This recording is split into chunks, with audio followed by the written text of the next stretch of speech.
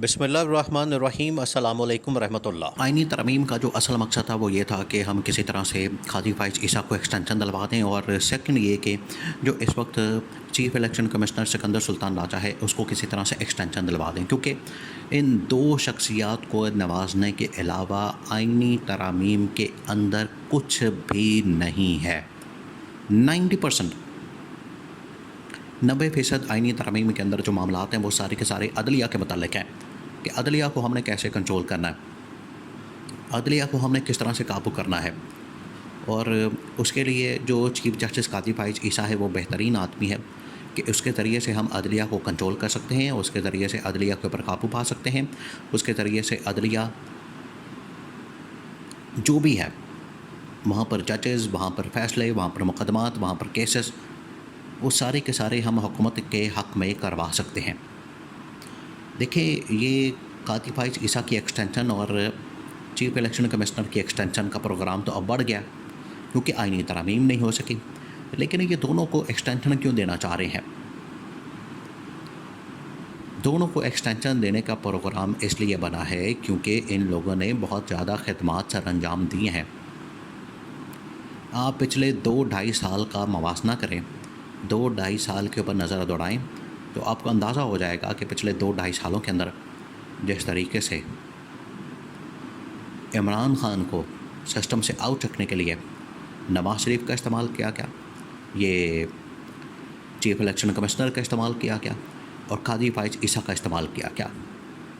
काजी फ़ाइज़ ईसा के ज़रिए से जितने अदालती मामलात हैं इमरान ख़ान के ख़िलाफ़ किए गए, और जितने इलेक्शन के मामलात हैं, इंतख़ाबात के मामलात हैं, वो सारे के सारे chief election commissioner Sikandar Sultan Raja के ज़रिए से इमरान ख़ान के ख़िलाफ़ किए गए। और सियासी तौर पर मैदान में किसको उतारा गया था? नवाज शरीफ को, और उसके बाद शहबाज शरीफ, और उसके बाद आसिफ अली जरदारी को। तो ये पूरा एक गठजोड़ है पूरा, जिसके अंदर ये सारे किरदार हैं। इसमें काजी फ़ाइज़ ईसा एक किरदार है, बड़ी अहम तरीन पोजीशन है चीफ़ जस्टिस की, और दूसरा उसके अंदर किरदार है chief election commissioner Sikandar Sultan Raja, जो बड़ी अहम तरीन पोजीशन है। अब ये एक्सटेंशन कैसे देना चाह रहे हैं?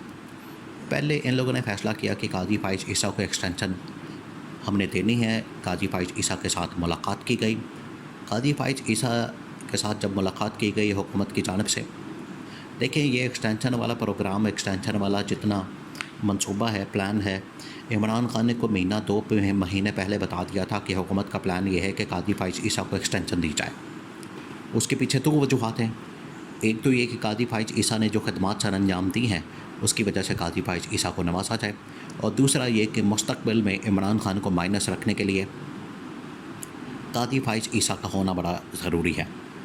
अब काजी फ़ाइज़ ईसा के साथ जब मुलाकात की गई तो काजी फ़ाइज़ ईसा ने कहा कि मैं तो एक्सटेंशन ले लूँगा, मैं तो चाहता हूँ कि मुझे एक्सटेंशन मिल जाए, लेकिन बाकी जजेस इस रास्ते में रुकावट बन जाएंगे। और वो नज़र भी आया, प्रैक्टिकली नज़र आया, जब 8 जजेस ने, जब से काजी फ़ाइज़ ईसा ने एक्सटेंशन की हामी भरी थी उसके बाद से काजी फ़ाइज़ ईसा अपनी अक्सरियत सुप्रीम कोर्ट के अंदर खो चुका था। इसी वजह से जो इमरान ख़ान के हक़ में मखसूस नशस्तों का फ़ैसला आया, क्योंकि काजी फ़ाइज़ ईसा ने उस वक्त तक एक्सटेंशन का प्रोग्राम बना लिया था, एक्सटेंशन के ऊपर वो एग्री कर चुका था। तो काजी फ़ाइज़ ईसा के सामने जब मामला रखा गया, काजी फ़ाइज़ ईसा ने कहा कि मैं तो एक्सटेंशन ले लूँगा, लेकिन बाकियों का क्या करोगे? इन्होंने बाद में क्या किया कि बाकियों के साथ भी डील बनानी शुरू की और कहा कि हम बाकियों को भी साथ में ला लेते हैं, बाकी जजेस को भी कहते हैं कि आपकी टेन्योर पोस्ट बढ़ा देते हैं, आपको भी 3-3 साल तक हम मुद्दत मुलाज़मत में तोसी दे देते हैं, लेकिन फ़िलवक्त अभी के लिए काजी फ़ाइज़ ईसा का 3 साल का जो एक्सटेंशन का प्रोग्राम है वो लाज़मी होगा। तो इसका मतलब ये था। फिर इन्होंने चीफ़ जस्टिस की सिलेक्शन के ऊपर भी तब्दीली कर दी कि इस मरतबा तो काजी फ़ाइज़ ईसा 3 साल के लिए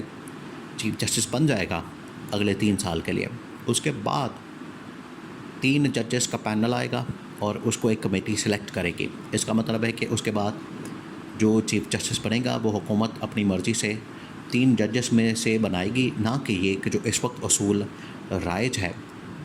जो रूल्स हैं उसके मुताबिक सीनियर मोस्ट जज जो है वो ऑटोमेटिकली चीफ़ जस्टिस बन जाता है, जो कि जस्टिस मंसूर अली शाह की बारी है। तो यहाँ पर इन्होंने धांधली, यहाँ पर इन्होंने दो नंबरी और यहाँ पर इन्होंने जालसाजी और धोखेबाजी की हुकूमत ने कि कादी फाइज ईसा को इस वक्त एक्सटेंशन दे दें, अगली दफ़ा से हम अपनी मर्ज़ी से जिस मर्ज़ी को चीफ जस्टिस चुन लेंगे। वहाँ से अंदर से बगावत शुरू हो गई, सुप्रीम कोर्ट ऑफ पाकिस्तान के अंदर से